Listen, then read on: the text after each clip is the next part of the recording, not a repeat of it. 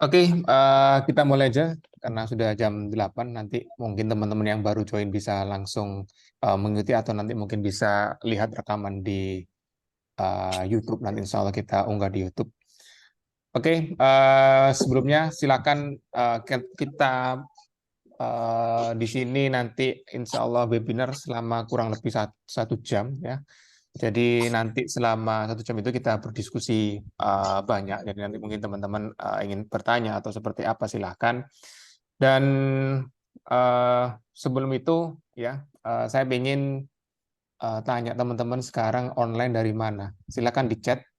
Sekarang lagi online dari mana? Di kota mana maksud saya? Silakan, ada yang paling jauh dari mana ini? Silakan langsung chat di kolom chat Zoom. Loh, Sidoarjo. Oke. Kan. Masya Allah, Cirebon. Ada yang lebih jauh? Tegal, Malang. Oke.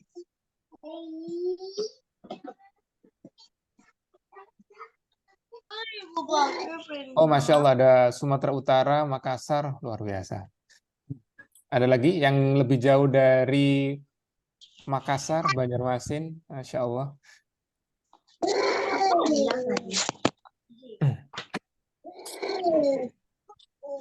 Oke, paling jauh kalau dari sini Surabaya, Sumatera Utara.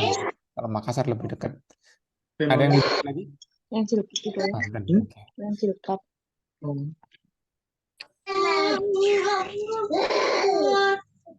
Oke, langsung saja saya akan mulai. Saya share screen.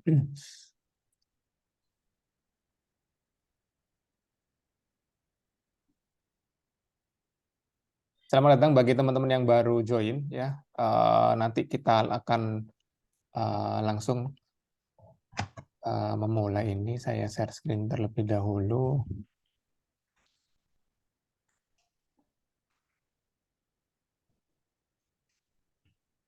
Sudah ada 23 orang. Oke. Apakah PowerPoint saya terlihat? Sudah terlihat ya?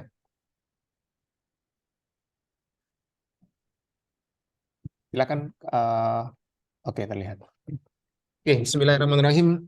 Ya, kita akan belajar bareng-bareng di sini. Saya akan sharing beberapa tips, beberapa informasi, dan juga nanti mungkin ketika ada tanya jawab silakan ya, kita saling support di sini, kita saling berdiskusi ya. Jadi di sini terkait fondasi bisnis hijab ya. Alhamdulillah di sini mungkin teman-teman ada sekitar 80 orang itu fokusnya memang ke bisnis hijab, karena kalau di fashion muslim ada banyak, tapi kita akan fokuskan di hijab ya. Kemudian, nah di sini fondasi itu actually banyak, tapi saya pilih yang paling urgent, yaitu terkait segmentasi, targeting, dan positioning. Ya. Jadi 3 ini yang paling penting bagi teman-teman ya untuk memulai, terutama bagi teman-teman yang baru memulai ya.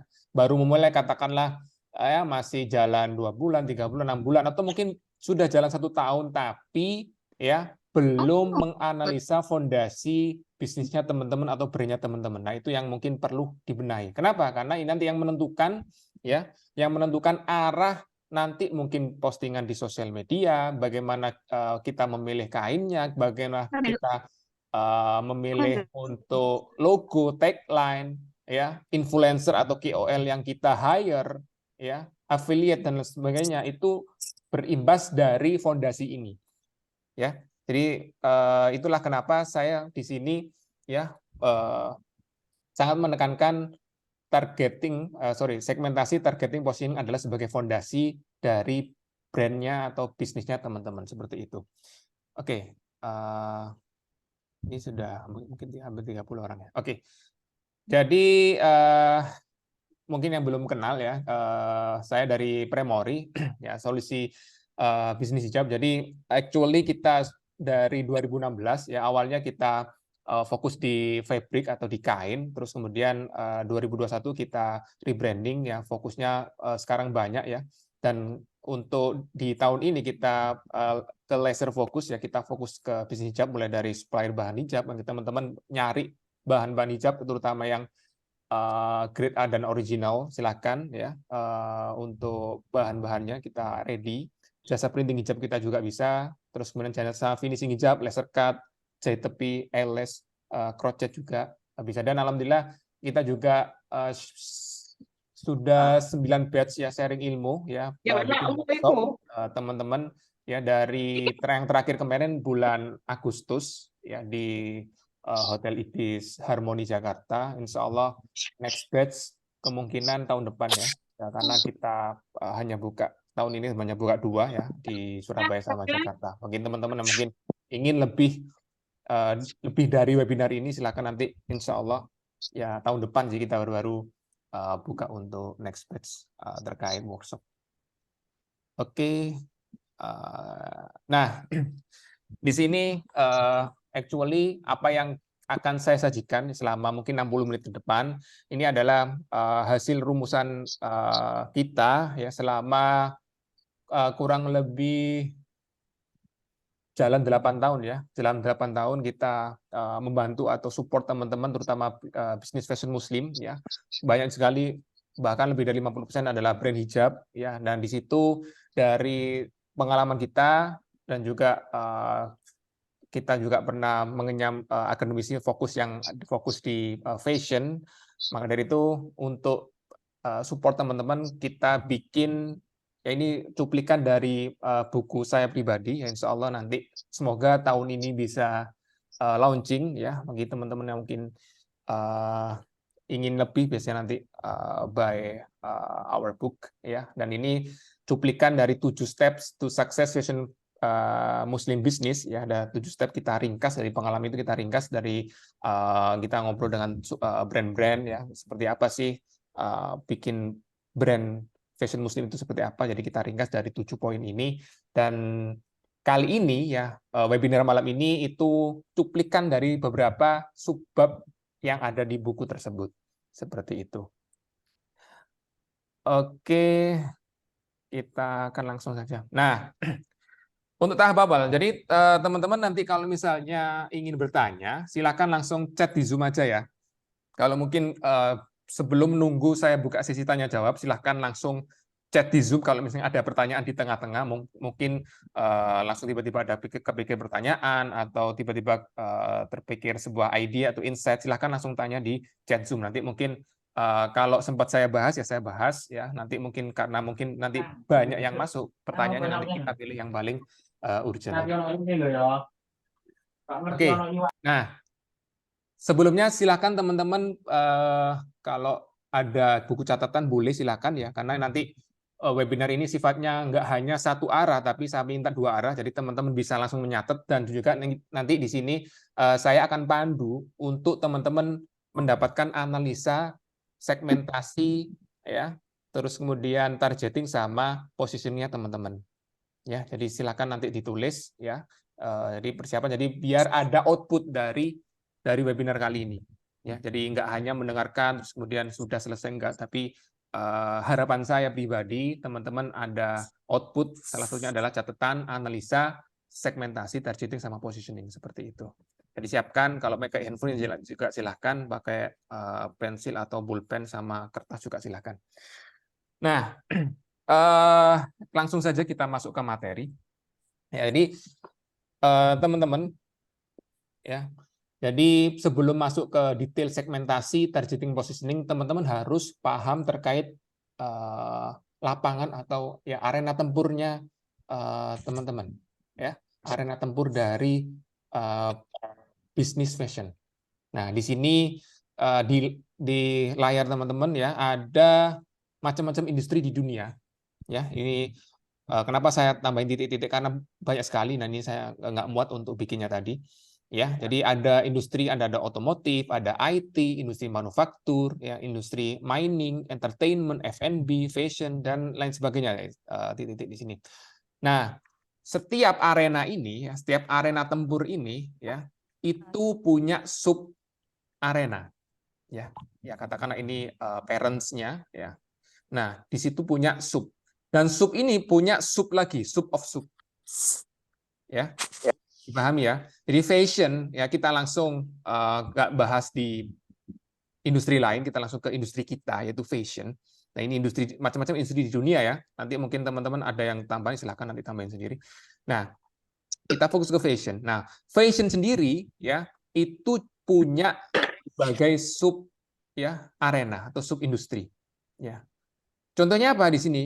Ya ada traditional fashion, ya ada swimsuit, ada gaun, ya ada fashion untuk safety, ya dan dunia di sini, dunia kita itu kita masuk di modest fashion, ya atau katakanlah kalau di Indonesia fashion muslim lah ya, fashion muslim atau Islamic fashion lah. Kalau di jurnal-jurnal akademis itu Islamic fashion sebutannya, ya, Islamic fashion gitu.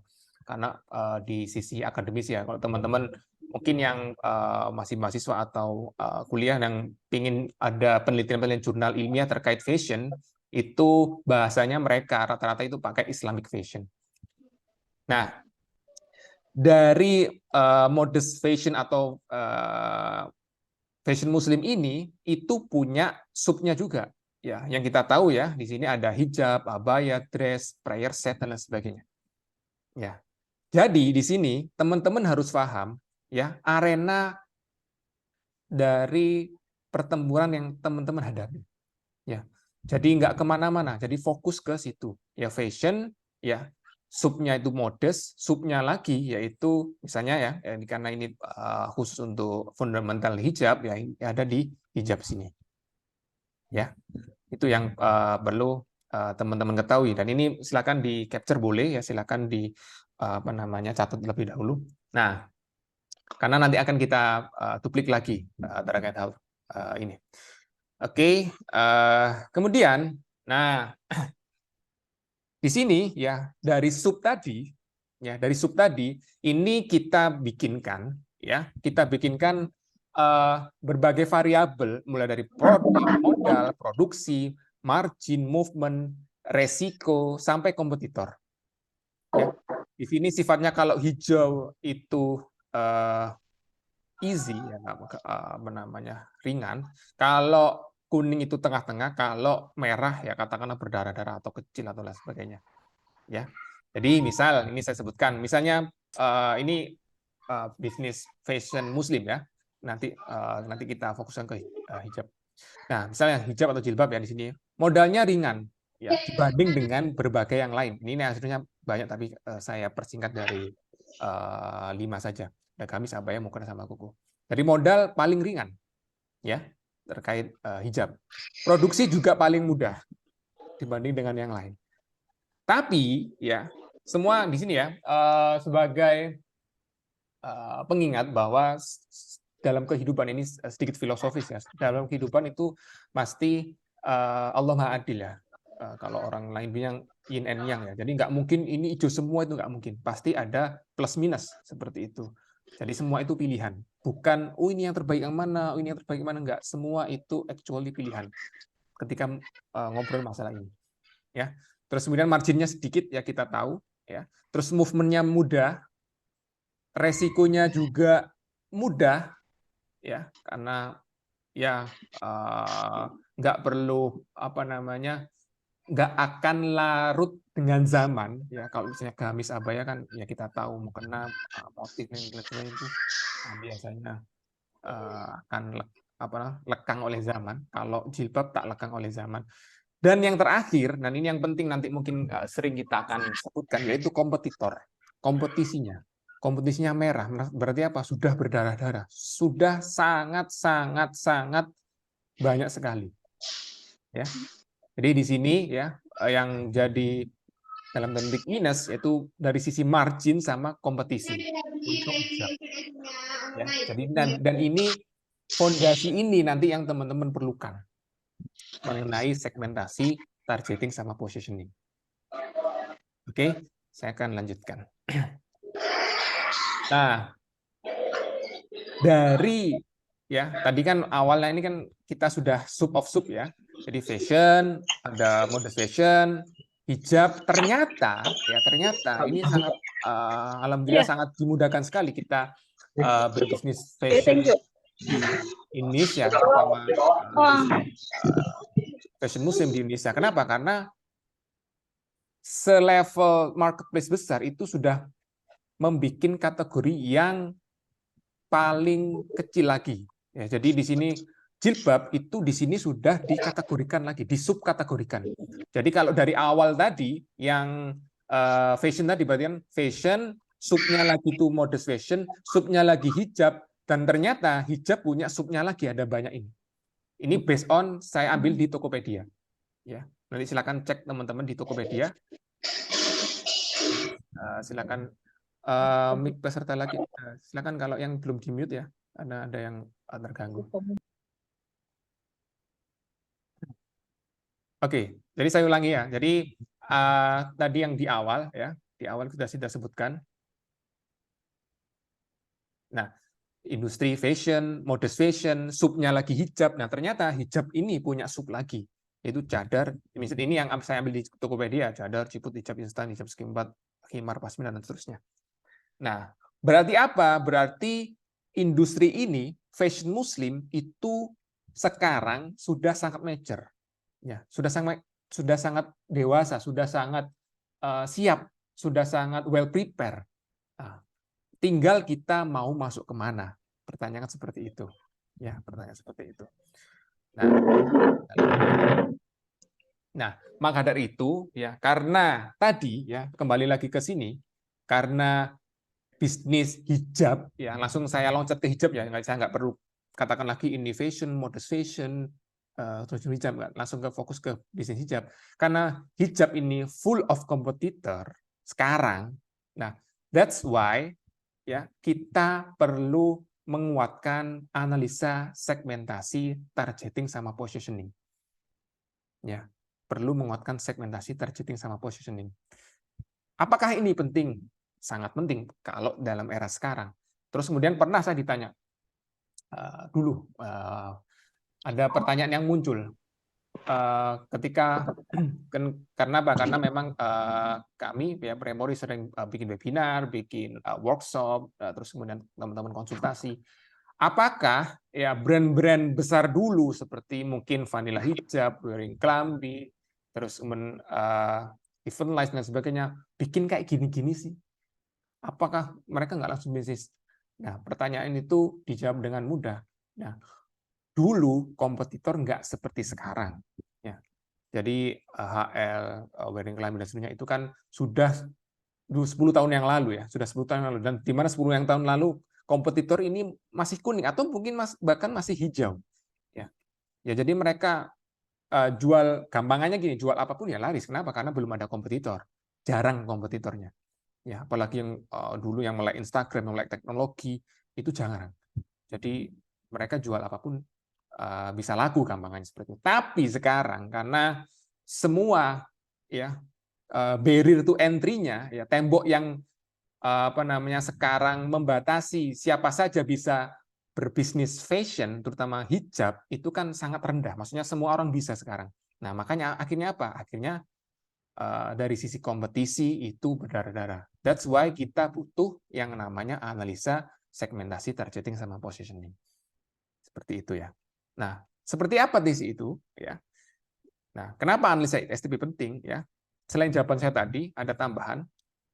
Ini yang sangat-sangat bagus ya, bisnis hikmah bisnis yang sangat-sangat bagus. If you target everyone, you target no one. Ya, sekali lagi sangat penting dan banyak sekali ya beberapa batch terakhir itu saya tanya ke teman-teman peserta brandnya apa, bisnisnya apa? Oh, saya bisnisnya hijab. Terus kemudian kita juga bikin mukena preset, kita juga bikin gamis. Oh, oke. Sudah berapa lama? Oh, kita masih 3 bulan, kita masih 6 bulan, 4 bulan. Oh, oke. Targetnya siapa? Oh, targetnya saya pengen juga remaja sama juga ibu usia sudah menikah dan sebagainya. Oh, banyak sekali. Ya. Akhirnya apa? Akhirnya saya bilang if you target everyone, you target no one. Ya. Jangan terlalu banyak Ya, untuk awal ya, ini sekali lagi untuk awal, jangan terlalu banyak. Pertama produk, dan yang kedua target market, jangan terlalu banyak di tahap awal. Ya. Kemudian ada pertanyaan, loh, Mas, Ria Miranda sekarang nggak hanya hijab, baju juga, bahkan bed cover dan sebagainya, button scarf juga, wearing kelambi juga. Iya betul. Tapi mereka di awal, jawabannya ya, mereka di awal itu fokusnya satu. Ya, mereka di awal itu fokusnya satu. Jadi jangan teman-teman di awal itu sudah fokus semua. Akhirnya apa? You target no one. Nggak akan ada yang nyantol akhirnya. Ini bukan saya berdoa ya, tapi that's the reality. Ya, jadi teman-teman harus fokus terlebih dahulu, baik itu dari sisi produk, baik itu dari sisi target market maksudnya. Jadi dari awal ya, maksudnya ketika teman-teman mungkin baru memulai ya katakanlah beberapa bulan ini atau mungkin 6 bulan ini atau mungkin setahun ini yang mungkin penjualnya masih so-so, fokus terlebih dahulu. Ya, fokus terlebih dahulu. Baik itu dari sisi produk, jangan terlalu banyak ya. Karena memang manusiawi ya, ada yang namanya kemarin beberapa saya bahas itu yang namanya shiny object syndrome. Ya, shiny object syndrome. Jadi shiny object syndrome ini yaitu sebuah bias ya. Bias itu kerancuan ketika, atau kalau bahasa orang Islamnya syubhat lah ya. Ya, kerancuan ketika namanya sekarang kan semua sosial media. Kita apa namanya, mungkin teman-teman ini sambil buka Instagram juga ada, atau mungkin buka sosial media lain. Nah, ketika kita melihat brand lain atau brand besar produksi ini, produksi itu, produksi ini, produksi itu, saya pastikan ada rasa keinginan di dalam diri kita untuk bikin juga. Ya, misalnya ada brand A ini launching ini, wah kayak gini, oke nih, launching ini produk ini, oh kayaknya bagus. Launching misalnya button scarf misalnya lagi sekarang apa namanya collapse dengan ini, collapse dengan itu, wah kayaknya keren nih, saya juga ikut. Nah, ya kenapa? Memang sifat manusia itu ingin ikut-ikutan, following, ya. Dan tadi shiny object syndrome. Jadi pingin. Akhirnya apa? Akhirnya bikin ini, bikin ini, bikin ini. Ya, akhirnya apa? Akhirnya targetnya pasti melebar. Ya, awalnya mungkin katakanlah bikin hijab ukuran standar 110 atau 115 hijab square. Terus kemudian ada ini jualan gamis, akhirnya jualan gamis juga. Nah, kadangkala jualan gamis sama hijab square itu jauh sekali target marketnya. Akhirnya bertambah luas, target marketnya bertambah luas. Akhirnya apa? Balik lagi ke sini, if you target everyone, you target no one. Ya. Nah, ini yang harus teman-teman garis bawahi. Oke. Kemudian saya lanjutkan ya. Nah, kita langsung ke segmentasi. Nah, jadi ada 3 tadi ya, segmentasi, targeting, sama positioning. Ya. Jadi apa sih segmentasi itu? Singkatnya ya, segmentasi itu mengelompokkan ya market atau pasar ya, market brand kamu based on your arena. Ya, tadi ya, ingat ya, your arena yang tadi yang bentuknya apa namanya? Tri tadi, atau bentuknya cabang-cabang tadi ya. Itu your arena. Ya. Jadi segmentasi itu mengelompokkan market sesuai dengan your arena. Kan pasti beda toh ya, misalnya modest fashion dengan apa namanya safety fashion, dengan gaun, dengan swimsuit, dan beda. Nah, makanya itu perlu disegmentasikan, dan di sini sudah saya bantu untuk bikin segmentasi. Jadi teman-teman nggak perlu berpikir panjang gimana sih bikin segmentasi, nggak, tinggal teman-teman bikin targeting sama positioning saja. Karena apa? Segmentasi sudah saya bantu. Seperti apa itu? Ya, jadi kan di sini kan judulnya tadi untuk bisnis hijab ya. Jadi nanti saya fokuskan di situ. Nah, segmentasi terdiri dari 3 ini. Ya. Yang pertama demografi, geografi, sama psikografi. Ya, demografi, geografi, sama psikografi. Nah, demografi ada kita pilih hanya 5 saja, tidak terlalu banyak karena nanti malah membingungkan. Ya, pertama itu jenis kelamin. Nah, kalau ini kan topiknya hijab, jadi pasti wanita atau pasti perempuan. Jadi nanti nggak kita bahas jenis kelamin. Ya. Terus kemudian yang kedua itu usia, yang ketiga status perkawinan, yang keempat pendidikan, dan yang lima penghasilan. Ya. Itu yang demografi. Terus terkait geografi ada lokasi. Ya. Terkait yang terakhir yaitu psikografi yang berhubungan dengan psikologi, ada di sini ada rasionalis, universalis, apatis, sama konformis. Ya. Di sini teman-teman bisa siapkan kertas ya, yang bagi yang teman-teman sudah bikin brand ya dan mungkin belum dianalisa segmentasi targeting dan positioning, silakan. Atau mungkin yang bagi teman-teman yang masih mau ya silakan, nggak apa-apa dicatat. Mungkin ada gambaran dan seperti apa. Oke, ya sudah jelas ya. Nah, kita akan lanjutkan. Ya, please prepare your notes ya. Nanti teman-teman bisa langsung bikin targetingnya. Jadi kenapa? Karena saya sudah membantu untuk bikin segmentasi dari bisnis hijab ya. Ya, jadi saya sudah bantu ini bikin segmentasi di bisnis hijab. Nah, jadi kan ada untuk yang demografi tadi kan ada 4 ya. Kalau yang status jenis kelamin kita nggak bahas karena pasti perempuan. Tinggal berarti usia, status perkawinan, pendidikan, sama penghasilan. Yang kanan ini geografis, yang gambar peta. Yang pertama, ya, ini terkait usia. Ya, di sini ada laki-laki, ada perempuan. Ini saya ambil dari data BPS survei 2020. Ya, perempuan di sini usia 0 sampai 4 sekian.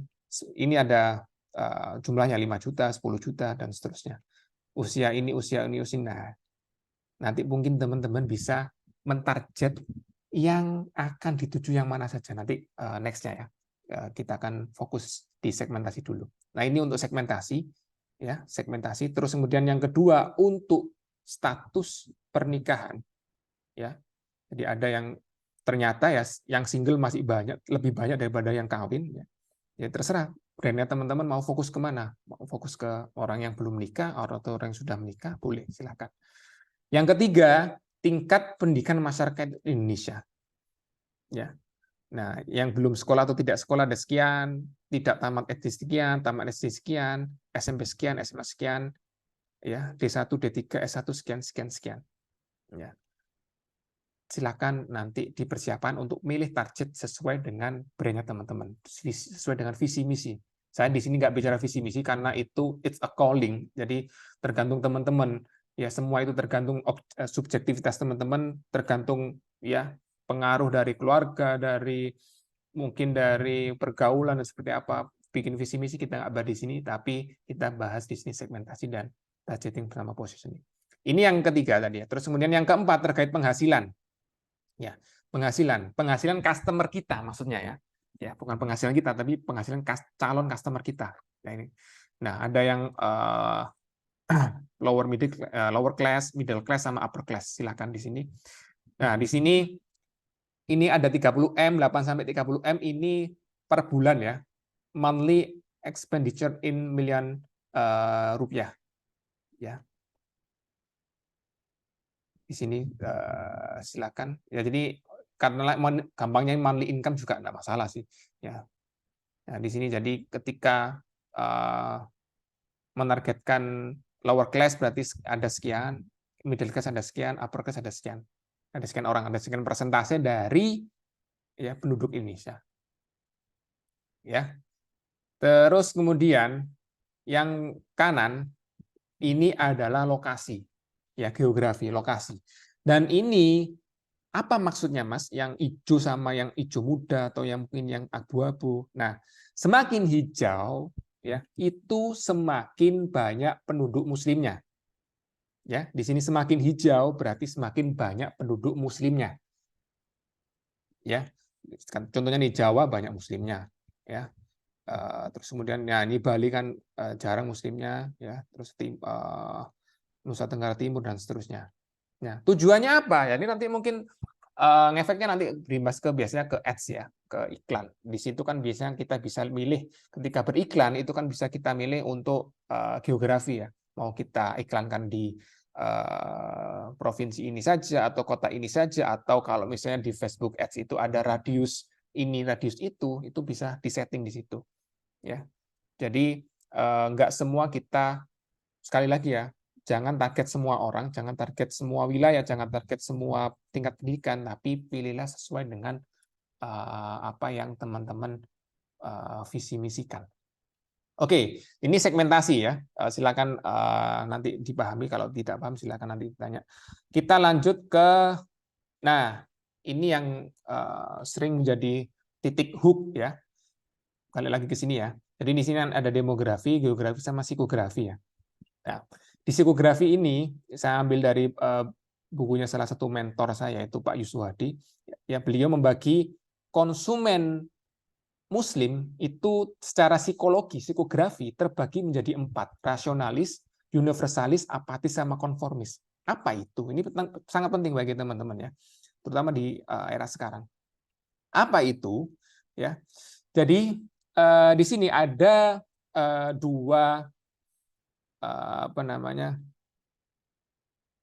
variabel, ya, ada dua variabel. Yang pertama untuk sumbu X itu nilai spiritual. Kemudian sumbu Y itu nilai fungsional atau emosional. Ya. Di sumbu X ya, semakin ke kanan semakin tinggi nilai spiritualnya atau nilai akhiratnya. Ya, lebih fokus ke akhirat, semakin ke kanan semakin fokus ke akhirat. Ya. Terus kemudian untuk sumbu Y semakin ke atas semakin mikir duniawi. Ya, duniawi dalam arti fungsional, emosional, harus keren, harus menunjukkan status, harus mewah, harus oke, dan lain sebagainya. Semakin ke atas semakin seperti itu. Ya. Jadi, contohnya seperti ini. Gimana sih maksudnya? Tadi saya kasih contoh. Misalnya ada orang, ya, mungkin teman-teman sendiri ya. Jadi di sini saya tidak berbicara ya pemahaman agama ya, enggak. Ini nanti karena itu bukan ranah saya dan itu ranah masing-masing ya. Ini kita berbicara bicara bisnis ya. It's not about religion, it's not about pemahaman ini dan itu, enggak. Ini kita berbicara masalah bisnis. Ya, jadi ya ada orang ya, kita tahu yang sekarang ya. Sekarang ada istilah syar'i, lebih syar'i. Berarti kan lebih kalau dari nilai seperti itu lebih ke kanan. Ada hijab syar'i, ada biasa dan lain sebagainya. Nah, ada orang ya yang mungkin ya katakanlah baru hijrah dalam arti ya awalnya nggak pakai hijab. Jadi yang penting pakai hijab lah. Ya, yang penting pakai hijab. Tapi dia berasal dari keluarga yang kaya katakanlah. Di mana sebelum-sebelumnya itu pakai barang-barang branded. Ya. Berarti si A ini ada di mana? Ya, si A ini ada di orang-orang yang rasionalis. Kenapa demikian? Karena secara spiritual dia biasa-biasa saja, nggak terlalu yang saya harus syar'i, harus warnanya harus pekat semua, terus kemudian harus menutup dada dan lain sebagainya, harus longgar semua dan lain sebagainya. Enggak kan? Ini contoh case tadi.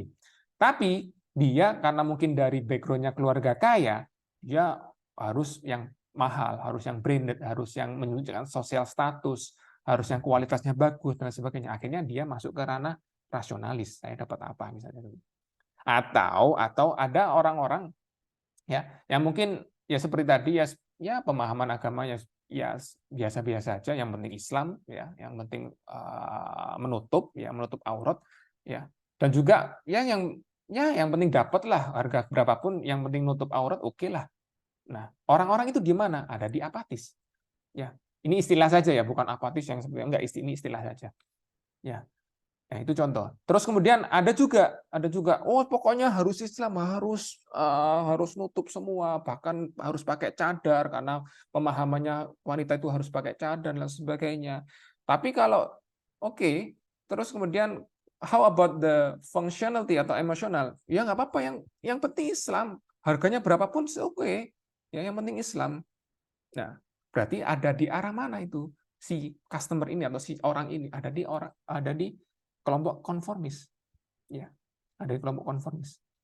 Terus kemudian terakhir, ada orang yang harus Islam, harus harus menutup semua, harus harus dadanya juga harus tertutup, warnanya juga nggak boleh yang ngejreng ya. Dan juga dia karena mungkin dia juga sosialita atau mungkin orang kaya dan sebagainya. Oh, harus yang berkualitas juga dong, harus yang mewah juga dan lain sebagainya. Jadi orang itu masuk ke arah universalis. Ya, ya. Jadi ini penting sekali. Nah, brandnya teman-teman harus milih salah satu dari 4 ini. Ya, kenapa? Nanti ngefeknya sekali ini ngefeknya nanti ke depan-depannya. Kenapa? Karena ini fondasi. Ya, nanti gampangnya gini, contoh yang sering sekali yang saya bawakan, ya, ketika teman-teman sudah memilih katakanlah konformis ya konformis yang Islamnya harus harus seperti itu. Berarti ketika teman-teman memilih KOL atau influencer, nggak mungkin sembarangan, bener kan? Nggak mungkin yang jilbab, misalnya yang teman-teman pilih konformis ya misalnya, nggak mungkin teman-teman yang pilih influencer yang jilbabnya sembarangan, maksudnya yang biasa-biasa saja, yang masih bajunya benar tertutup tapi masih ketat dan sebagainya, kan nggak mungkin. Ya, jadi itu menentukan ke depannya teman-teman. Ya, atau mungkin sebaliknya.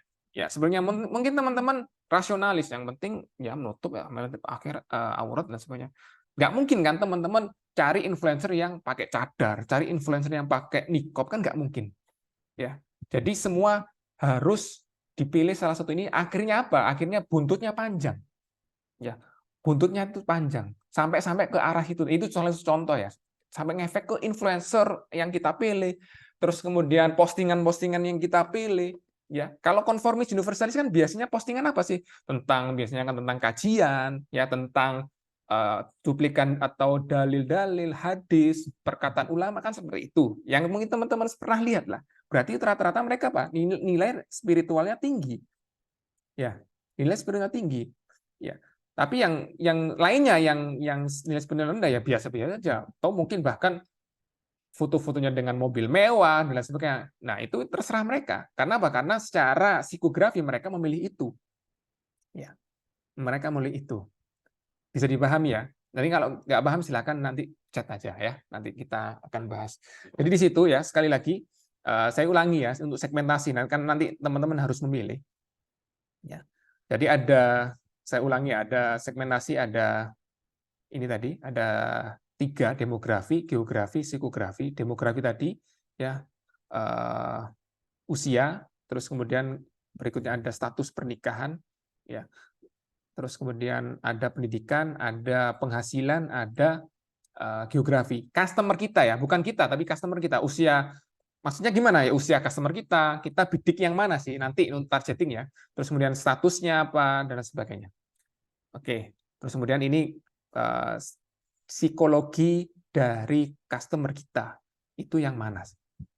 Ya, balik lagi ya, di sini saya bukan berbicara benar dan salah, semua kembali ke masing-masing ya. Terserah mau pilih yang mana sesuai dengan ya visi misi kehidupan, mungkin visi misi brand dan sebagainya. Silakan. Oke, saya lanjutkan.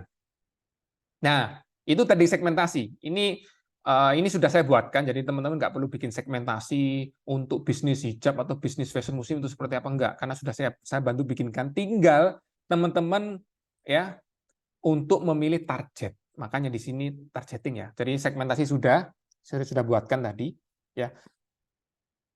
Ya, sudah disebutkan. Jadi kalau segmentasi ini yang enggak mungkin ini untuk bisnis yang lain, ini kan khusus untuk bisnis fashion ya. Saya sudah segmentasikan. Nah, tinggal targeting sekarang. Ya, targeting itu apa sih? Ya, yaitu pilih kelompok mana yang akan dibidik, akan ditarget dengan laser fokus, yang benar-benar fokus di situ. Ya, kenapa saya tambahin laser fokus ya? Fokus di situ. Ya. Ya, kembali lagi ya, silakan persiapkan notes teman-teman, pulpen, pensil, atau di handphone juga oke. Ya. Nah, contoh misalnya nih, jika ingin menjual dengan harga mahal, target konsumen yang tepat. Ya, target konsumen yang tepat. Ya, jadi ya ini yang sering kali dibawakan, bahkan beberapa influencer juga bilang, banyak sekali bilang, jarang ada ya mentor ataupun siapapun itu konsultan bisnis yang menyarankan untuk turun harga. Ya, yang menyarankan untuk turun harga. Kenapa? Berarti kalau turun harga habis-habisan, terus kemudian karena mungkin kemarin ada TikTok Shop yang seperti itu ya, ceritanya panjang, akhirnya kita juga ikut menurunkan harga banding harga, bahkan sampai minus dan sebagainya. Oh, berarti kalau yang seperti itu, ya kalau yang seperti itu terjadi, berarti saya yakini mereka tidak mempunyai analisa targeting, segmentasi targeting sama positioning. Kenapa? Karena mereka ya sembarangan seperti itu. Kecuali memang ada promosi dan sebagainya. Tapi rata-rata karena memang mereka nggak punya pegangan, nggak punya fondasi yang kuat terkait segmentasi, targeting, sama positioning. Oke. Mbak, So, sekarang ya, silakan analisa targeting brand teman-teman. Ya, seperti apa? Ya, jadi silakan dipilih.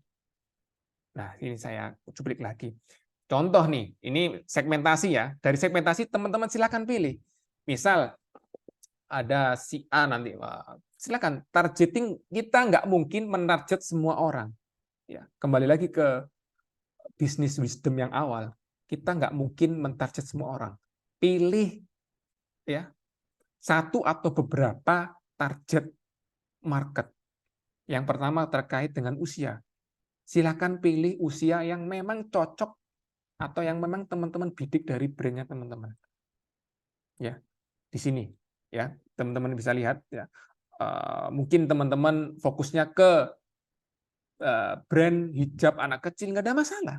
Ya, berarti usianya anak kecilnya berapa? Oh, usia SD sampai TK sampai SD katakanlah. Ya, contoh misalnya mungkin teman-teman tahu hijab princess ya, itu kan usia segitu kan. Nah, nggak masalah. Ini juga ada marketnya di situ. Ya, ada sekitar berarti ada sekitar di sini ada 20 juta orang atau 20 juta target market di situ. Ya, fokusnya di situ, nggak ada masalah. Ya, atau mungkin teman-teman pengen fokusnya ke remaja. Ada teman saya yang kapan hari bertemu di sebuah workshop itu, dia membidik fokus ke remaja. Remaja usianya SMA sama kuliah. Ya, karena memang outfitnya beda kan. Ketika orang yang masih SMA, kuliah mungkin mirip-mirip lah. Tapi ketika sudah kerja, paling sudah berumah tangga itu totally different bagi perempuan ya, yang saya paham dan saya lihat. Nah, jangan membidik semua. Oh, saya ingin membidik anak SMA, kuliah, sama juga ibu-ibu yang sudah bekerja, ibu-ibu yang sudah menikah. Nanti bingung di awal.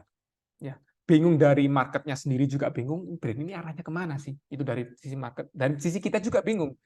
Akhirnya apa? Kita produknya akhirnya banyak. Tos serba jadi. Ya, palu gada. Nah, untuk tahap awal itu sangat tidak direkomendasikan. Ya, itu terkait usia ya. Jadi silakan teman-teman catat ya, pilih salah satu atau lebih dari satu juga boleh, tapi jangan terlalu melebar. Pilih salah satu target market secara usia. Ya, target market secara usia. Itu yang pertama. Terus kemudian yang kedua yaitu terkait ya status perkawinan. Ya, status perkawinan ini juga penting ya. Kenapa penting? Karena memang ketika orang single dengan orang yang sudah menikah, terkadang itu pola pikirnya sudah berubah. Ya, apalagi sudah punya anak malah. Pola pikirnya sudah berubah. Ya, yang dulu mungkin stylish, terus kemudian ingin itu, terus ketika sudah menikah, biasanya rata-rata lebih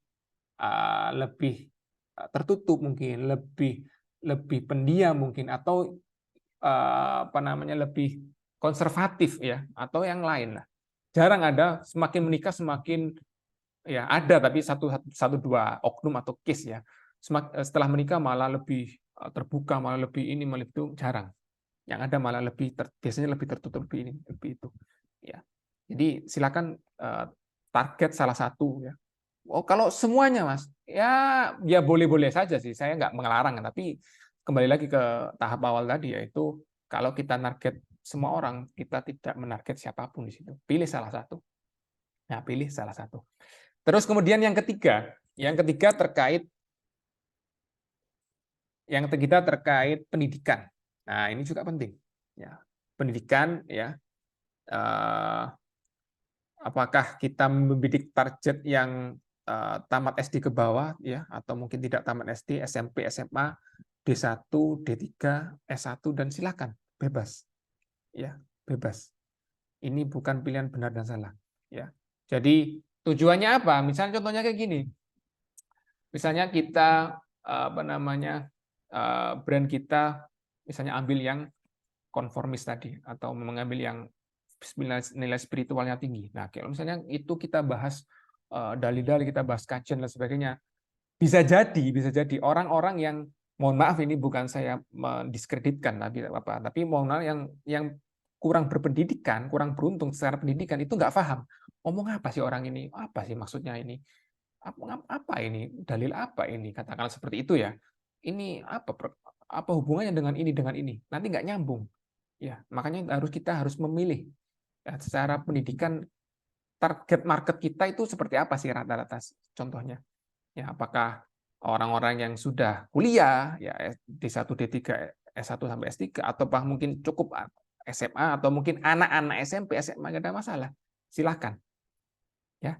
Itu untuk pendidikan. Terus kemudian yang keempat yaitu terkait, nah ini penting sekali juga ya, yaitu terkait penghasilan ya, terkait penghasilan. Nah, terkait penghasilan kita pilih yang mana? Ya. Di sini sudah terbagi ya, kalau yang kelas besar ada 3 ya, ada upper class, ada middle class sama lower class. Atau mungkin teman-teman bisa lebih detail juga tidak masalah. Yang penting nggak mungkin kita mentarget semua. Kalau ini malah sangat tidak mungkin. Ya. Tidak mungkin kita mentarget semua yang ada di variabel penghasilan ini. Kenapa? Karena ya nanti efeknya imbasnya kemana-mana. Ya, imbasnya kemana-mana. Ya. Contoh nanti mungkin ada sekilas contoh misalnya. Katakanlah brand Umama atau Saudia. Ya, mungkin teman-teman ya, sangat sangat familiar. Nah, itu ya silakan diketik chat ya. Kira-kira ambil ya segmen mentarget segmen apa di sisi penghasilan, upper class kah, middle class kah atau lower class. Silakan di chat.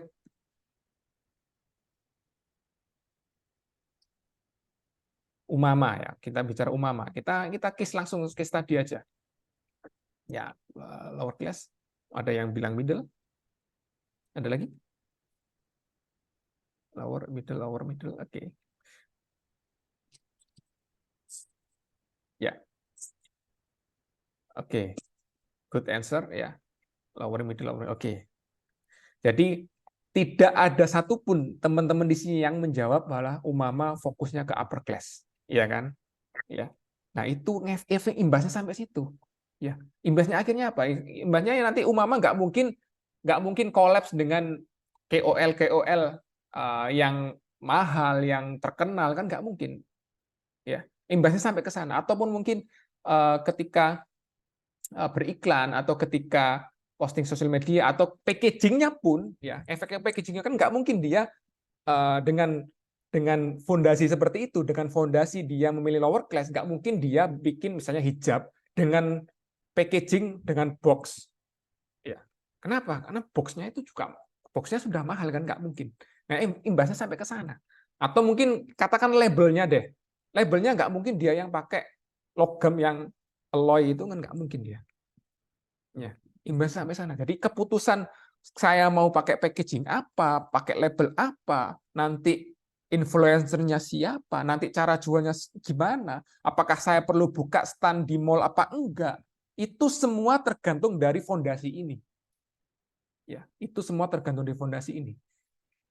Ya, makanya ini sangat penting sekali karena nanti menentukan keputusan-keputusan kita nantinya. Jangan sampai keputusan kita nanti menyalahi apa yang sudah dipilih di sini.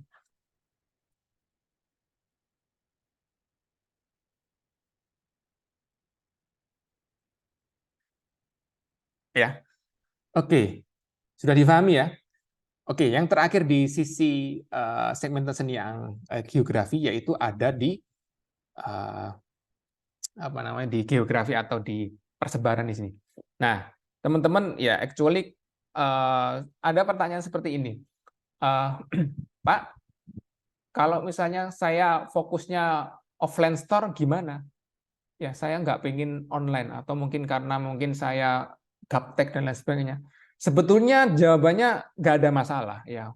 Ya, ini jawaban normatifnya nggak ada masalah. Tapi kalau yang jawaban yang nggak bisa, sekarang kan harus online dan sebagainya. Tapi actualnya nggak ada masalah, ya, nggak ada masalah. Kenapa nggak ada masalah? Kenapa? Karena bisa jadi brand kita itu, katakan gini, contohnya itu misalnya untuk oleh-oleh. Brand kita brand yang memang nanti secara positioning kita fokuskan sebagai oleh-oleh sebuah daerah misalnya. Ya, ada salah satu peserta kita di batch keberapa, kalau ke batch 7. Nah, itu dia bikin hijab dengan tema daerahnya. Hijab print, ya, hijab print dengan tema daerahnya. Bahkan ada salah satu customer kita yang berkunjung di workshop kita, itu dia fokusnya, Mas, saya bikin hijab yang memang positioningnya menjadi kekhasan Surabaya. Akhirnya apa? Akhirnya, ya, dia bikin hijab print dengan desain ada Tugu Pahlawan, terus kemudian ada Jembatan Suramadunya, seperti itu. Ya, kenapa? Karena memang dia fokusnya nanti di Surabaya untuk marketnya, atau mungkin bisa nanti dijadikan oleh-oleh ketika berkunjung ke Surabaya. Nah, seperti itu. Jadi bisa jadi, Mas, saya pengen semuanya, nggak ada masalah juga. Maksudnya saya online, saya pengen kayak button scarf, kayak wearing clam Ibu Maria Miranda yang memang tak terbatas oleh geografi, ya juga tidak ada masalah. Silahkan. Semua itu pilihan. Ya, semua itu pilihan. Oke, terus kemudian, ya, silakan, ya, karena ini kita sudah berbicara targeting, silakan memilih, ya, mulai dari yang usia tadi. Ini ada tadi tambahan, ya. Nah, ini ada yang bilang nggak kelihatan. Ini kelihatan nggak ini usianya? 0 sampai 4, 5 sampai 9, 10 sampai 14, 15 sampai 19. Ya. Nanti mungkin bisa saya coba zoom aja. Kelihatan nggak? Pertanyaan saya kelihatan nggak? Kalau nggak kelihatan nanti saya zoom.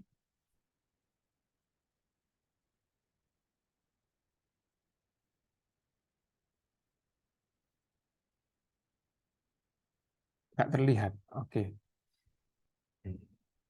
Sebentar, ya.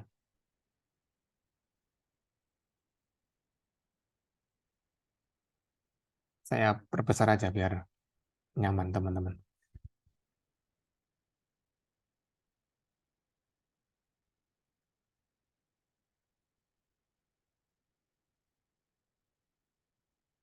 Kalau ada pertanyaan silakan langsung di chat, ya. Chat di Zoom.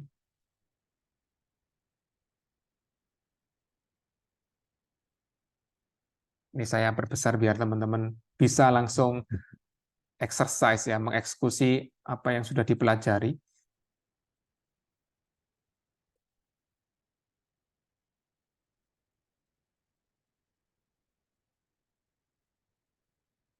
Ini saya bikin besar biar teman-teman bisa lihat.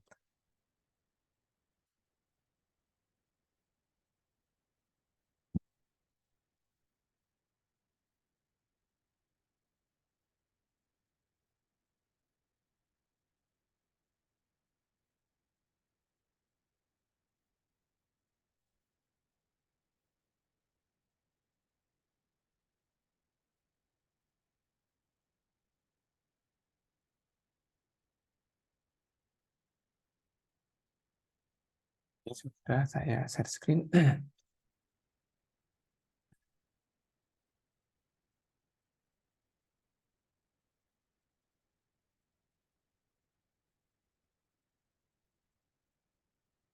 sudah jelas, ya. Silakan dipilih, ya. Satu boleh, lebih dari satu boleh. Yang penting jangan semua, ya. Jangan semua. Ya, terserah. Pilih yang mana, Mas, ya, terserah, bebas. Ya, semua kembali ke visi misinya brandnya teman-teman. Ya, sudah jelas, Kak. Terima kasih, sama-sama. Ya, silakan pilih. Ya. Kalau sudah, saya next, ya. Silakan di screenshot kalau butuh, ya, saya akan next. Nah, ini yang status pernikahan atau perkawinan, ya, seperti ini. Saya next. Nah, ini tingkat pendidikan. Ya, ini jumlah-jumlahnya 2022 ini data terbaru ya. Jadi marketnya teman-teman nanti yang mana silakan. Ini untuk yang penghasilan ya. Terus ini untuk yang persebaran geografi umat Islam ya. Contohnya gini, make sense nggak kita jualan gamis di Bali? Katakanlah gampangnya itu. Ya, sangat bukan sangat tapi ya kurang make sense ya. Misalnya buka offline store di Bali, ya kurang oke. Kenapa? Karena masyarakatnya banyak yang non Muslim kayak gitu. Gampangnya gitu. Makanya kita butuh butuh juga untuk mentarget secara geografi.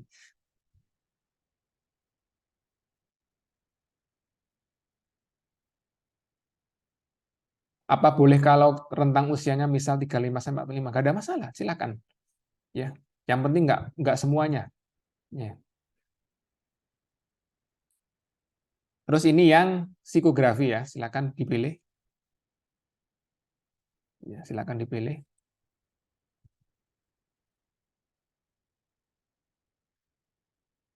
Screenshot dulu kalau butuh ya.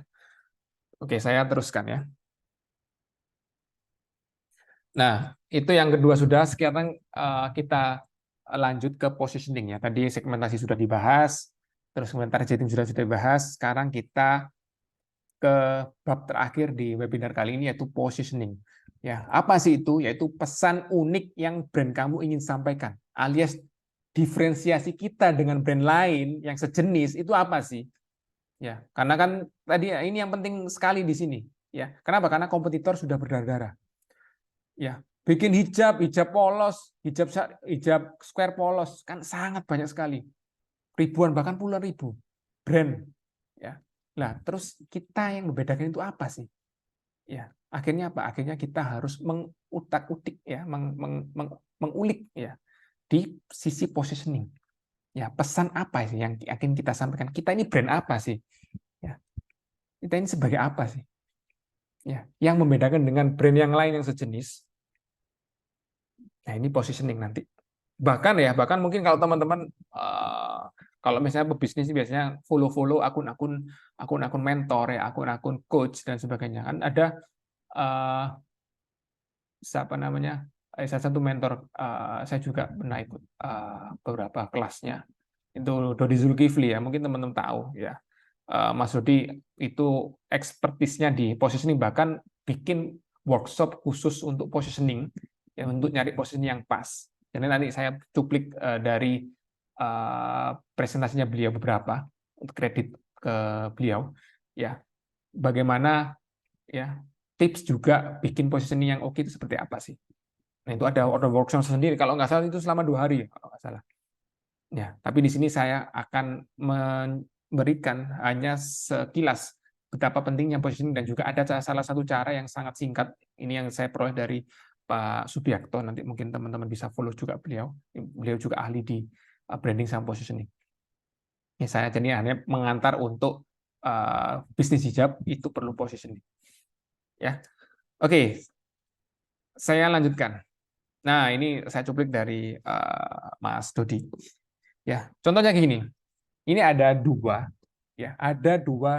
ya tadi ya balik lagi ke yang tadi yang uh, your arena tadi. Kan berarti kalau ini kan ibaratnya yang sama, produknya sama, ya sama-sama pasta gigi, ya. Dan kita tahu pasta gigi berarti turunannya apa ya? Turunannya bisa peralatan mandi, atasnya lagi itu bisa kebutuhan rumah tangga dan seterusnya ya. Jadi yang paling ujung yang bawah tadi kayak misalnya jilbab square atau pasmina kan sama kayak gini perbandingnya. Ya, kan sama-sama pasta gigi. Nah, salah satu dan uniknya ini pabrik yang membuat sama yaitu Unilever. Ya, tapi ya ini produk sama, positioningnya berbeda untuk dua pembeli berbeda. Ya, sama-sama sama-sama pasta gigi. Satunya untuk gigi berlubang, satunya untuk nafas segar. Ya. Jadi ini yang membedakan. It's different. Sama-sama produknya sama. Sama pasta gigi. Ya, tapi satunya dari dulu, dari mungkin teman-teman kan mungkin seusia saya ya, atau mungkin lebih tua ya, ada yang lebih tua, ada yang lebih muda mungkin juga ada yang ikut di sini. Itu kan dari dulu iklannya Pepsodent di televisi dulu kan kita sering nonton TV itu kan, saya ingat ya intinya itu ada gigi-gigi yang ada item-itemnya dan sebagainya, itu kan iklannya Pepsodent kan seperti itu ya. Tapi kalau iklannya close up itu kan mesti ada dua orang, cewek sama cowok ya. Kenapa? Karena mereka membidik positioning atau membuat positioning yang berbeda. Sama-sama produk pasta gigi ya, tapi dengan positioning yang berbeda untuk dua pembeli yang berbeda. Ya. Ini yang salah satu contoh. Atau bahkan contoh yang lebih ekstrim lagi yang berikut ini. Ini sama juga saya ambil dari salah satu materinya Mas Sudi. Mungkin teman-teman di YouTube ini bisa lihat ya. Jadi di sini sama-sama persis sama ya, sama-sama kerupuk di sini. Dan ketika itu teman-teman lagi sedang makan bakso. Ya, dan makan bakso dan teman-teman suka kerupuk, terus noleh ke belakang, mana ya lagi nyari kerupuk, ternyata ada dua toples yang sama. Produksi Putra Agu misalnya ini, Putra Agu AGC ini. Ya. Dengan sama persis, ukurnya juga sama. Tapi satunya itu ya ditempeli atau ada tulisan spesial untuk bakso. Ya, spesial untuk bakso. Ini sama-sama persis. Perusahaan sama, toplesnya sama warnanya, tapi satunya ada tulisan spesial untuk bakso. Kira-kira teman-teman ketika sedang makan bakso di situ, pilih yang mana? Pilih yang spesial untuk bakso, actually. Ya, kenapa? Karena memang manusia itu ada yang namanya bias, ada yang kerancuan. Jadi ada di otak itu ada cara untuk berpikir simple. Oh, ini spesial untuk bakso, ya udah banyak itu. Itulah positioning. Ya, itulah positioning. Nah, contoh atau yang relevan dengan dunia bisnis hijab seperti ini, ya bisa difahami ya. Nah, contoh ini saya ambil case real aja. Di sebelah kiri ada sama-sama jual hijab, ya hijab salah kan tadi kan sudah jilbab ya, subnya lagi ada khimar ya. Terus kemudian di sebelah kiri ada yang seperti ini, ada Umnas Syar'i, di sebelah kanan ada Resi Sesa. Ya. Sama-sama jualnya sama, hijab sama cuma jual khimar. Ya. Apa bedanya? Silakan yang diketik, yang tahu bedanya seperti apa, dari sisi mana dan sebagainya. Atau mungkin gampangnya gini deh, dari sisi targeting sama positioning, bedanya apa? Silakan chat bagi yang ingin menyumbangkan pendapatnya. Ini sama-sama hijab, sama-sama jual khimar, tapi di sini mereka dari sisi targeting dan juga positioning itu mereka berbeda. Ya. Boleh, silakan dari segi psikografi juga boleh, atau dari segi posisi juga boleh, bebas. Silakan. Yang kiri lebih usia matang, oke. Yang kanan usia lebih muda, oke, bisa jadi. Ya, bisa jadi seperti itu. Ada lagi mungkin satu pendapat lagi. Ini dari sisi kalau kiri syar'i tipikal lebih tertutup dan kanan syar'i fashionable. Nah, kan sudah mulai merambah tuh ya. Sudah. Yang hitam targetnya buat yang lebih agamis ya, lebih spiritualis. Yang kanan berarti yang tidak terlalu spiritualis ya. Universal sudah paham ya berarti teman-teman. That's good answer. Ya, seperti itu. Ya, sampai seperti itu. Ya, ini yang membedakan. Ya, itu yang membedakan. Jadi teman-teman dari awal fondasinya harus kuat. Ya, harus memilih salah satu itu baru nanti jalan. Tapi mungkin bagi teman-teman yang sudah jalan, ya terserah. Tapi di sini fondasi itu nanti akan ngefek ke depannya lagi. Ya, seperti itu. Oke, saya lanjutkan. So, ya, kita berbicara value. Ya, value ya hanya dikhususkan atau didesain bagi sekelompok orang. Jadi nggak mungkin semua orang. Kalau dijual semua orang berarti komoditas. Nah, Kalau komoditas akhirnya apa? Akhirnya perang harga.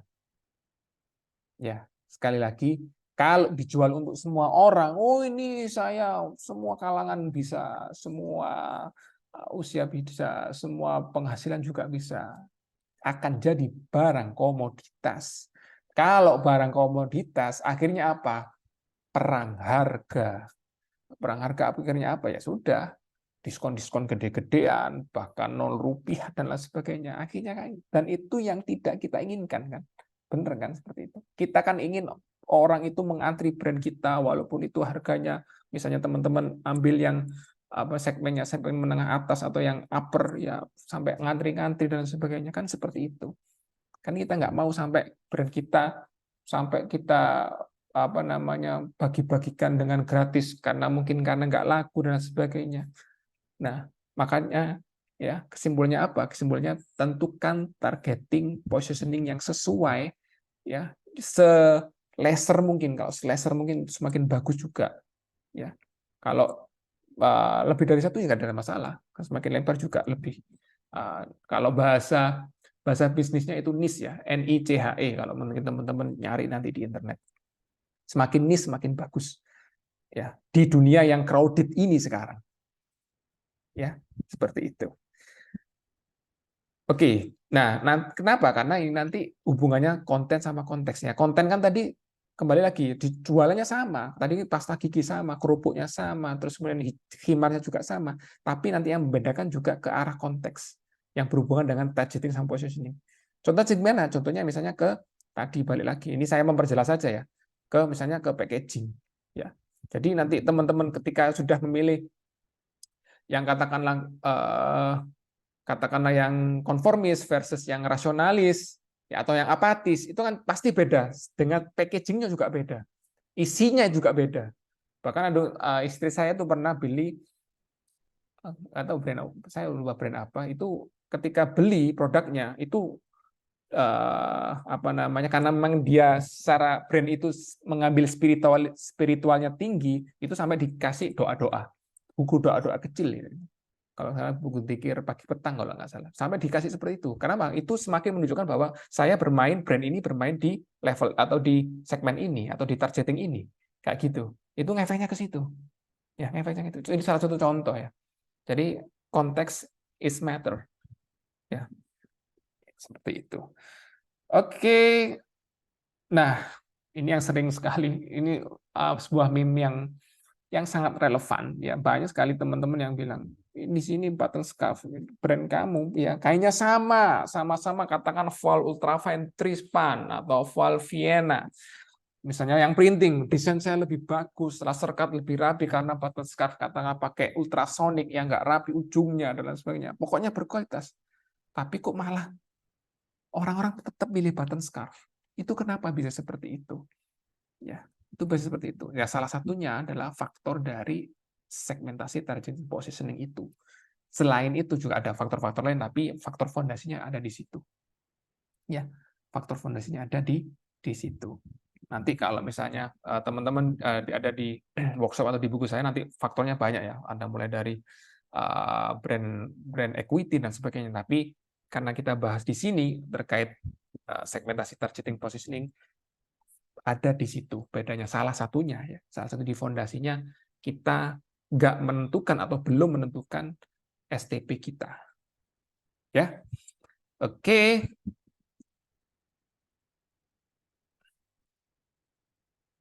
nah terakhir nah ini tips untuk membuat positioning yang paling mudah, yaitu ditambahi dengan kata yang ya, ditambahi dengan kata yang. Ini ya saya ambil dari sarannya Pak Subiakto ya.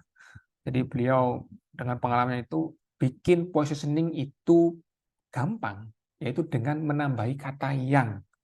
Ya, contoh ini, brand atau produk hijab square yang ditujukan khusus untuk PNS atau ASN. Ada salah satu customer kita dulu yang fokus yang itu. Seperti ini contoh lagi, hijab printing yang mengangkat budaya aja. Jadi terfokus. Kayak tadi, ya. Nah ini yang spesialis untuk bakso, kerupuk yang spesialis untuk bakso. Padahal sama-sama kerupuk. kayak ini yang khusus untuk gigi berlubang. Nah, itu salah satu cara. Ini ada cara lain yang mungkin teman-teman kalau mendalami positioning ya bisa, tadi yang sudah saya sebutkan, bisa ikut kursus-kursus untuk positioning, karena saya nggak membahas detail tentang itu. Tapi ini salah satu cara yang paling mudah, yaitu dengan kata kunci yang.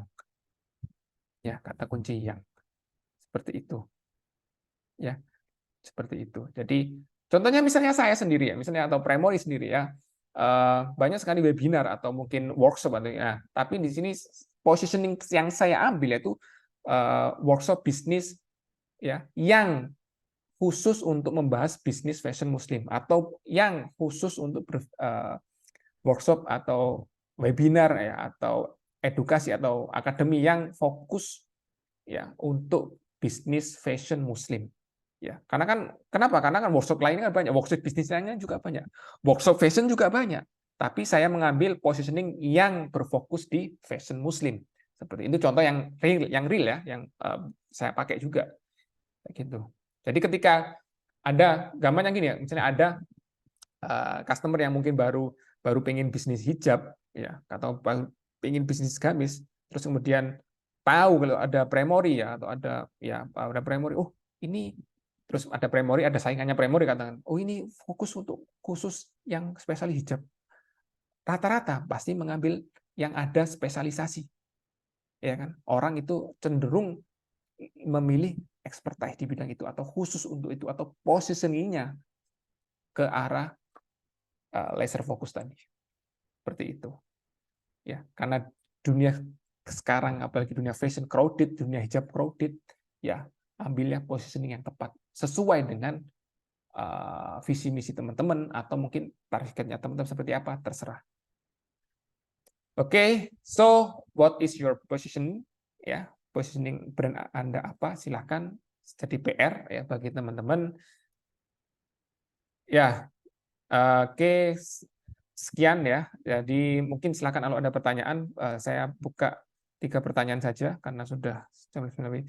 Oh ya, insya Allah ini seperti yang mungkin saya singgung di awal tadi, semoga Allah mudahkan di akhir tahun ini kita akan rilis buku Winning the Fashion Muslim, 7 langkah sukses pada bisnis fashion muslim, yang tadi yang di awal. Ini kita jabarkan di buku ya, insya Allah segera ada di Tokopedia, atau mungkin teman-teman kalau mau PO silakan langsung WA di WA-nya Premori ya. Harganya belum kita tentukan, actually ya nggak seberapa mahal karena kita hanya jual yang hard copy saja, nggak ada e-booknya, nggak ada, belum ada. Tapi saya juga kepikiran nggak bikin e-booknya, tapi hard copy ya. Silakan. Oke, ada pertanyaan silakan sebelum kita akhiri. Kalau yang mungkin baru join, nanti insya Allah kita akan unggah di YouTube untuk sesi webinar kali ini. Ada pertanyaan? Tidak ada? Kita batasi sampai 3. Oke. Oke, dari Kak Dia, bagaimana cara marketing di awalnya agar terlihat oleh target kita untuk kaum rasionalis? Nah, ini juga rasionalis juga. Ya, strategi seperti apa yang tepat agar brand kita dikenal banyak orang, yang tipe rasionalis. Jadi berarti ini minta langsung ini ya, to the point ya. Contoh seperti apa sih yang bisa kita kerjakan? Kalau sekarang yang paling mudah, ya yang paling mudah kita bisa manfaatkan pasti yang sosial media. Yang paling kelihatan kalau memang teman-teman ada budget, ya. Yang paling mudah ada 2 cara, ya. Ada 2 cara, yaitu yang pertama ads, yang kedua itu yang pasti KOL atau influencer. Itu yang penting. Collabs and influencer. Itu yang untuk cepat ya, cara cepat ya. Ini kan cara cepat, dan kalau misalnya ada budgetnya, langsung bisa collabs dengan influencer. Ya, itu yang paling simple. Ya, terutama untuk yang rasionalis misalnya. Banyak sekali influencer-influencer kita yang di Indonesia yang rasionalis juga. Ya, tipe-tipe seperti itu.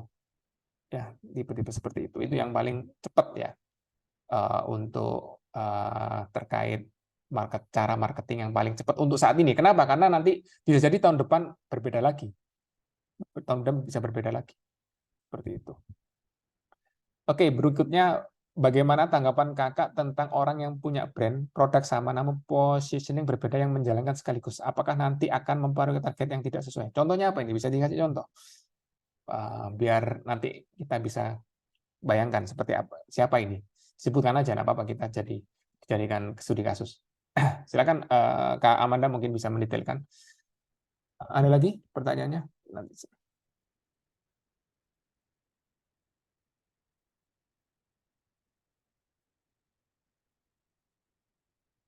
Dari Vivo. Apa bisa kalau benar-benar kita menjalani bisnis sendiri seperti menjahit sendiri dan pemasaran sendiri kira-kira berapa tahun untuk tumbuh? Nah, ini pertanyaannya bagus sekali. Nah, ini kalau ini biasanya kita bahas di workshop, tapi nggak apa-apa kita bahas sekarang. Di buku saya juga ada ini. Jadi terkait berarti kan terkait ini ya, tim ya, terkait tim. Ya, kalau misalnya jawaban cepatnya ya, kalau misalnya kita memang ahli untuk menjahit, silahkan. Tapi kalau tidak, kasihkan ke maklun atau ke vendor. Ya. Namanya memang awal CEO ya, Chief Everything Officer, tapi jangan semua dikerjakan sendiri. Ya, karena kita tidak mampu. Ya. Misalnya kita yang menjahit sendiri, kita yang desain sendiri, kita yang bikin feed sendiri, kita bikin reel sendiri, kita yang menghubungi KOL sendiri. Nggak mungkin kita bisa mengerjakan semua. Ada pasti salah satu yang kita vendorkan atau kita freelance atau kita minta bantuan orang lain. Ya, kayak gitu. Jadi kalau memang ini juga case-nya ada boundary yaitu budget ya. Kalau memang ada budget, better terutama misalnya terkait produksi ya. Kalau bisa produksi bisa diserahkan ke ahlinya, ke penjahit, ke vendor, ke konveksi dan sebagainya. Kayak gitu. Itu sih. Kalau pemasaran ya, pemasaran di tahap awal kalau bisa sendiri. Tapi kalau mas saya nggak bisa desain, saya nggak bisa foto, silakan cari partner atau cari vendor yang bisa membantu untuk itu. Kayak gitu. Kemudian berikutnya, menurut kakak kompetitor paling banyak dari keempat psikografi itu yang mana, Kak? Kompetitor yang paling banyak? Ya, actually saya belum pernah meriset secara ilmiah ya. Ini jawabannya bisa ilmiah sama bisa intuisi ya. Kalau secara ilmiah saya actually belum pernah riset ya. Datanya juga saya belum pernah kumpulkan terkait hal tersebut. Tapi ketika berbicara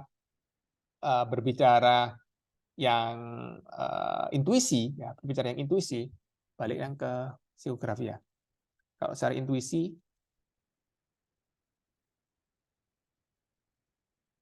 ya. Kalau secara intuisi ada di yang paling banyak ada di kalau sekarang ya paling banyak ada di apatis. Nomor 2-nya rasionalis. Itu sih ada di situ. Apatis banyak sekali. Apatis kan termasuk hijab-hijab yang ada di pasar-pasar, yang ada di misalnya saya pernah lihat itu di Car Free Day itu kan hijab 20 ribuan, hijab printing 30 ribuan. Itu kan apatis kan. Ya penting murah kan. Itu banyak sekali. Makanya saya bilang kalau secara intuisi apatis yang paling banyak sekarang. Oke, terakhir mungkin ya dari Kak Anissa, jika bisnis tanpa sistem kemitraan apakah cepat berkembang? Tanpa sistem kemitraan bisa saja, nggak ada masalah. Ya, kemitraan maksudnya reseller gitu ya, reseller atau agen gitu ya, nggak ada masalah. Semua itu pilihan. Ya, semua itu pilihan. Ya, semua itu pilihan. Jadi brand-brand yang katakanlah yang brand mewah biasanya itu nggak brand mewah yang memang eksklusif biasanya nggak buka kemitraan. Ya, katakan misalnya Buttered Scarf itu kan nggak ada mitra Buttered Scarf nggak ada. Ya, ataupun mungkin apalagi yang nggak buka kemitraan Vanilla Hijab juga nggak kemitraan. Memang fokus di satu own store aja. Walaupun dia punya beberapa cabang tapi sistem cabang ya, bukan sistem mitra. Maksudnya cabang itu milik dia sendiri. Kayak gitu. Gak ada masalah. Memilih kemitraan juga ada masalah. Ya, semua itu pilihan sih. Semua ada plus minusnya. Oke, oh ada lagi.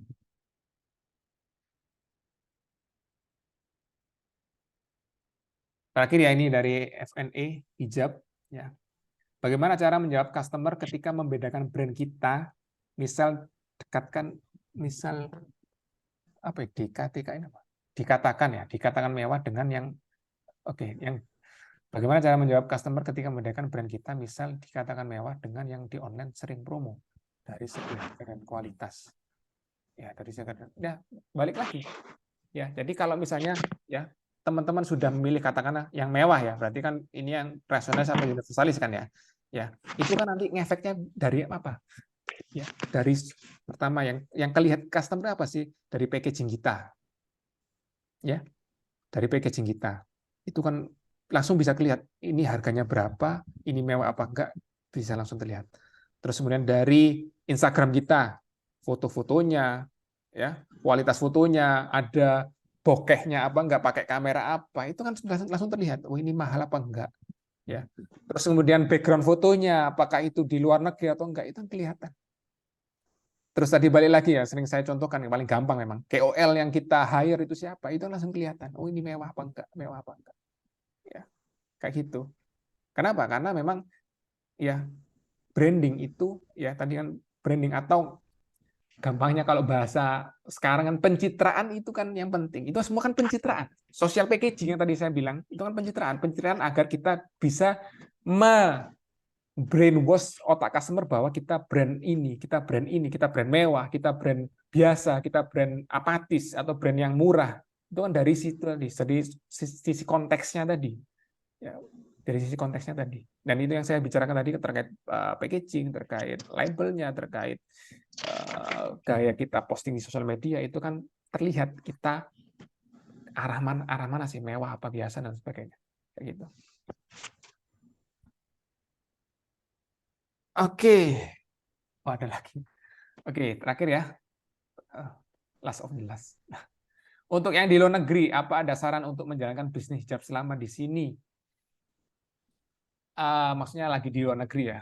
Lagi di luar negeri, ya actually balik lagi ya, kaidah untuk ini saya bukan mendemotivasi ya, tapi actually kalau memang bisnis hijab itu dijadikan second option atau dijadikan bisnis sampingan, susah untuk bisa menjalankan secara maksimal, secara totalitas.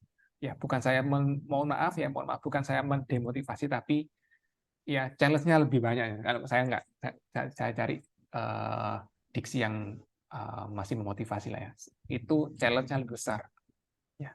Kenapa? Karena nanti banyak sekali perintilan, apa bahasa Jawa perintilan, bahasa yang kecil-kecil yang harus kita urus itu banyak sekali.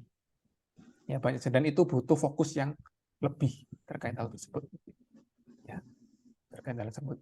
That's why banyak sekali brand-brand besar yang, dan ini sekali lagi bukan saya menyuruh untuk resign dan lain sebagainya. Banyak sekali brand yang sudah besar sekarang itu awalnya mereka bekerja tapi langsung resign karena memang ingin fokus. Ya. Tapi untuk langsung resign tanpa ada persiapan juga jangan. Ya, juga jangan. Jadi pastikan semua udah oke, sudah ini baru nanti bisa switch fokus totalitas ke bisnisnya tersebut. Jadi untuk yang di luar negeri cukup challenging ya. Ya, cukup challenging walaupun sekarang banyak sekali yang